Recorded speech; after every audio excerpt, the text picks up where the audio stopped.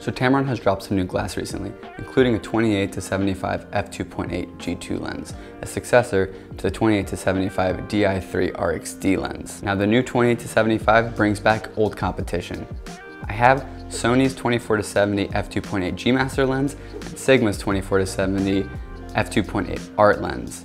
These three lenses have often been compared to each other due to similar focal lengths, but they've always had very different budgets. And a lot of the times, users have really preferred the Sigma lens because it falls somewhere in between the price of the G Master and the price of the Tamron. However, the image quality on this thing and the autofocus speed is spectacular. Now I want to see what Tamron has done new to catch up to the Sigma lens while also maintaining its size, weight, and its budget friendliness. What does this Tamron lens do better than its previous version?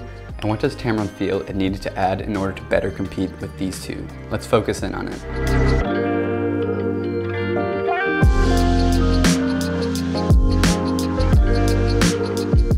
First, if you're not familiar with the price of every lens on the market, let's start there. Tamron's new lens is going to cost you $899, close to the starting price of the older version.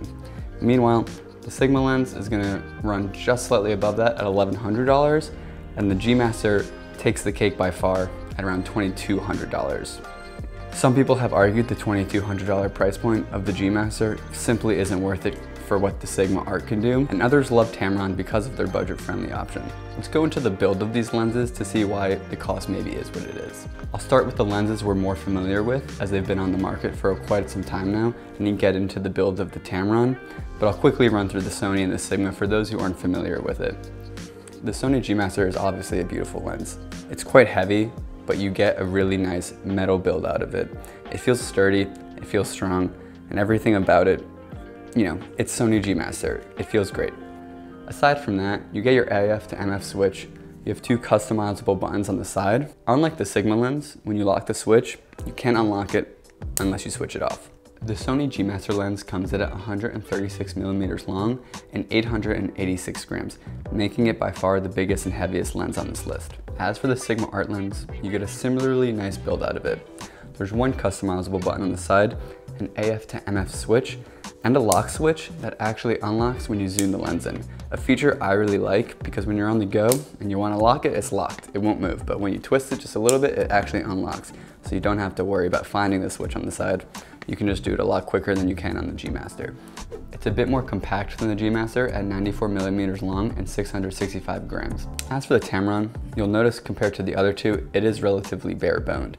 However, there is now one customizable button on the side, along with this USB-C port, which we'll get into later. It does have a linear motor focus built-in, which will be a relief to a lot of users. Otherwise, the zoom ring is still on the front of the lens as opposed to the back like the other two, which depending on what you're used to using can be a bit annoying. I kind of prefer to have my zoom on the bottom. Where this lens really shines is its compact size compared to these other two.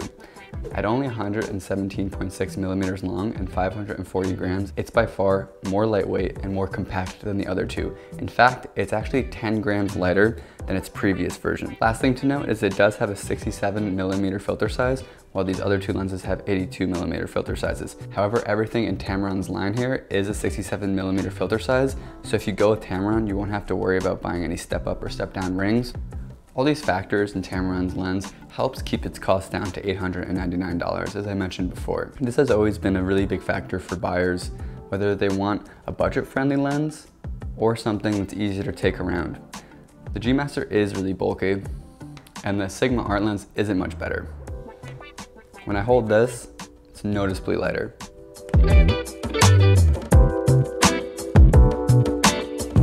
What you'll notice most about the exterior of this lens is this new USB-C port.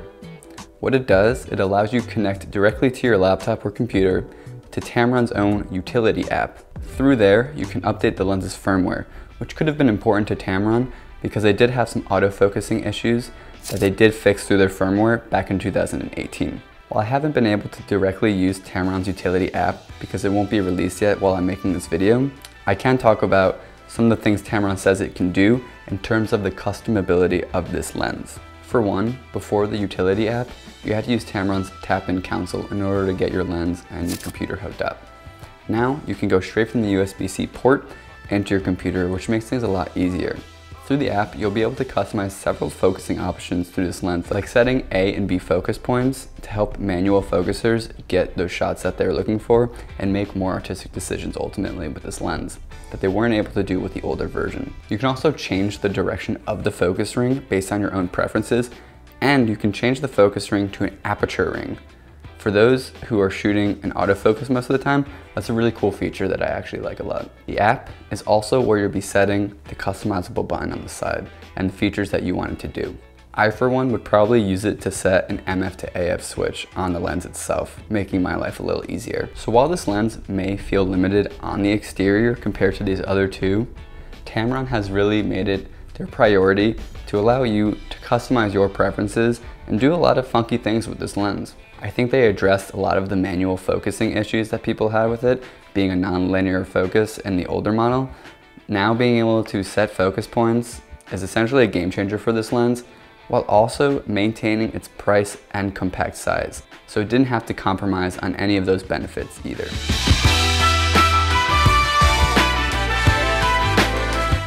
Now at these price points, although differing significantly, you're gonna get a pretty good lens no matter what.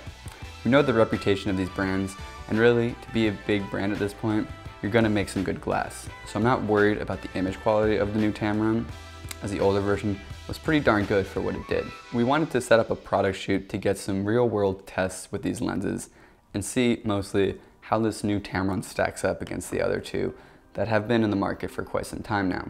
So what we have going on, we made a little simple coffee scene just to get some still shots to compare all the photos. Our goal is we're gonna put the camera on some sticks so that we can replicate the same exact shot with each lens. We don't wanna move the camera.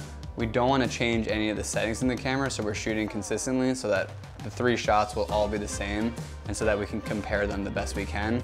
And then we'll probably have some fun with it and just shoot some different shots with each lens. But really, we're looking to see how sharp each lens does in this scenario and just how fun it is to use each lens under these conditions. So we have Johnny shooting the stills. We'll get into it right now. Let's see what happens.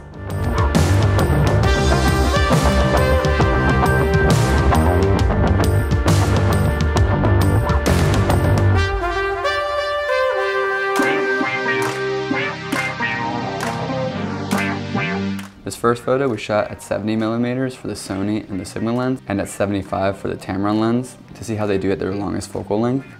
In this first photo of the coffee bean spill, you can see some incredible sharpness on all 3 lenses. The thing that pops out most is the color difference on the Tamron Sigma compared to the Sony G Master. The Sigma and the Tamron seem to have a sort of orange magenta hue to them, while the Sony color is just a little more pleasing for me subjectively. Now, when it comes to sharpness, it's really hard to notice any difference between these 3 lenses. I can say there is a bit less sharpness on the Tamron lens around this edge here, around this bean if you really kind of zoomed in about 200% here. As for the Sigma and Sony, there's no noticeable difference aside from the color. For picture number 2, we shot it at 50mm for all 3 lenses. Again, getting less sharpness for that Tamron lens, most noticeably around the coffee bean bag. The letters on there, especially when compared to the Sigma lens shot, is a significant difference in sharpness. Even the Sony G Master compared to the Sigma, I think has a bit drop in sharpness. This last photo we shot at 24mm on the Sony and the Sigma, and 28 for the Tamron, going as wide as we could for all 3 lenses. This is probably where you will notice the greatest loss of sharpness for the Tamron lens, especially around the edges again. At 24mm, there's a bit of warping in that top left corner there. However, as I said before, overall, these images are very sharp.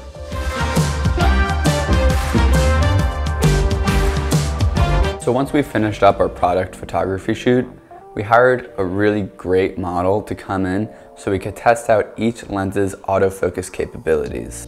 We had the model do various poses to really test out these lenses. I already knew the Sigma and the Sony G Master were going to do great in both of these categories, but I really wanted to see how this new Tamron's lens would do, especially with their new VXD focus motor built in. They really tout it as being a faster and quieter autofocus experience, especially for photographers. I gotta say, I was super impressed with this. While the product shoot didn't impress me as much with this Tamron lens, the autofocus test we did really won me over. It locked onto my eyes super fast, and we got really sharp in focus photos with it. Out of the 16 photos we took, only a few of them missed the shots. That's because I was moving around quite a bit, but it got most of the shots in focus, and as you can see through our monitor view, it grabbed onto my eyes super quick and got really nice photos with it. I think for a lens that wants to compete with the Sony G Master and the Sigma, the fact that that autofocus test did so well really puts this lens in good light.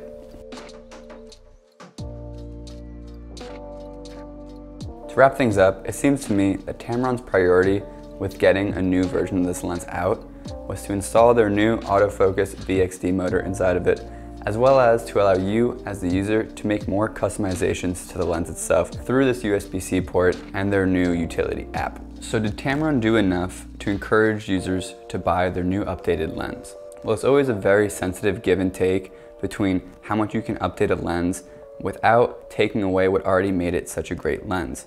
In my opinion, the price point of this lens is still its biggest advantage, but for only $200 more, the Sigma still outcompetes it in terms of image quality, build, and functionality. While the Sony G Master has always been criticized for its size and hefty price tag, making a lot of users opt for the Sigma lens instead. However, Sony's been dropping so many new cameras and gear lately, I wouldn't be surprised if they had plans for an updated version of the 24-70 G Master. We'll see. In the meantime, I'd still recommend the Sigma 24-70 f2.8 Art. It's going to be half the price of the Sony G Master, a similar price point as the Tamron, but it does have better build, better image quality, and better functionality without having to use an app to customize a lot of the features.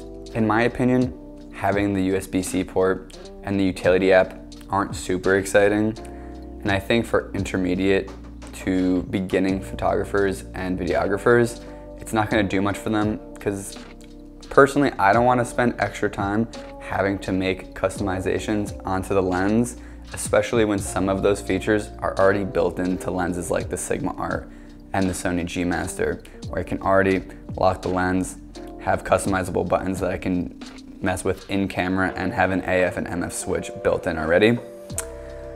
That being said, it is a good option, and there are people that are probably going to love it. If you don't already have a 24-70 or something like that in your kit, this is probably going to be a great place to start.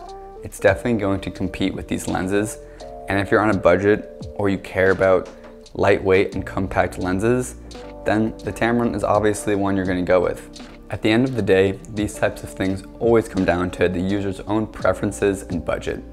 If you want the most lightweight lens at the best budget, obviously the Tamron's going to be for you.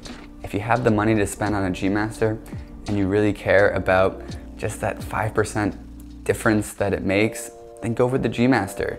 And then if you're somewhere in the middle and you just want the most functionality at the most price efficient point, go with the Sigma Art. Let us know which lens you prefer in the comments below. As always, leave a like and subscribe to Focus Camera, and we'll see you next time. Thanks.